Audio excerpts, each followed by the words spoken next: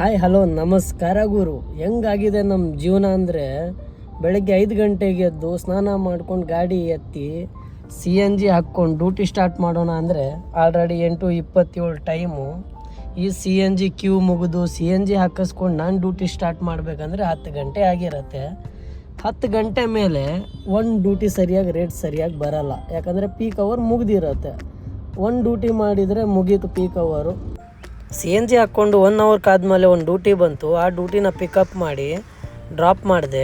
Drop ಆದಮೇಲೆ earnings ಎಷ್ಟೈತೆ ನೋಡಿ, 525 ರೂಪಾಯಿ ಡ್ಯೂಟಿ, ಒಂದು ಡ್ಯೂಟಿ.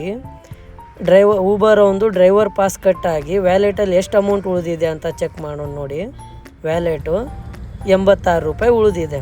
ಸಾಕಾ? ಬೆಳಗ್ಗಿಂದ ನಾಷ್ಟ CNG ಅಂತ ಹೇಳಿ ಖರ್ಚು ಮಾಡಿ 86 ರೂಪಾಯಿ ಉಳಿಸ್ಕೊಂಡು ಈ ಥರ ಮರ ನೋಡಿ ಗಾಡಿ ಸೈಡ್ಗೆ ಹಾಕಿ ಸುಮ್ಮನೆ ಮಕ್ಕೊಂಬಿಡಿ.